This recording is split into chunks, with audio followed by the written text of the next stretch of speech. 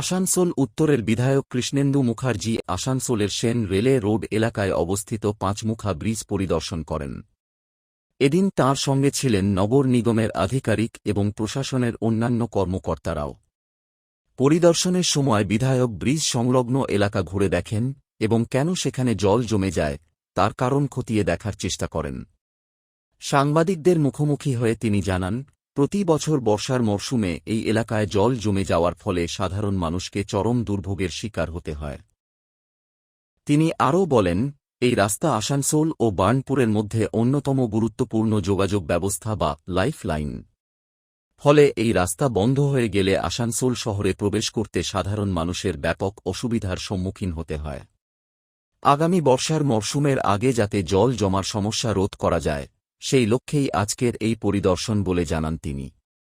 পাশাপাশি কিভাবে স্থায়ী সমাধান করা যায় তা নিয়ে আধিকারিকদের সঙ্গে আলোচনা হয়েছে বলেও তিনি জানান।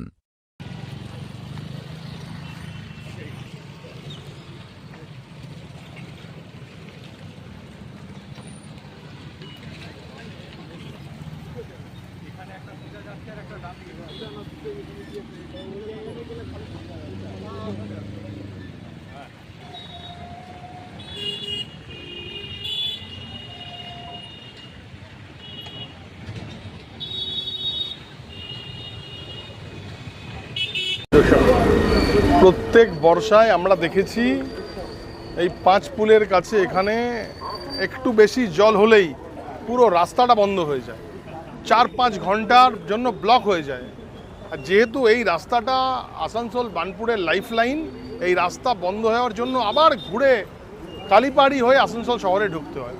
তাহলে এই জন্য জনজীবন যাতে বিপর্যস্ত না হয় তার জন্য আমরা কর্পোরেশনের সঙ্গে এবং সরকারি আধিকারিকদের সঙ্গে আমরা এটা ইন্সপেকশন করছি যে কোথায় কোথায় ব্লকেজ আছে, কোন জায়গায় ড্রেনেজ সিস্টেমটা ঠিক করতে হবে, কোনখান জায়গাগুলোকে ভাঙতে হবে, পরিষ্কার করতে হবে, যাতে সাধারণ মানুষের অসুবিধা না হয়। তার জন্য এই জয়েন্ট ইন্সপেকশন আজকে দেখা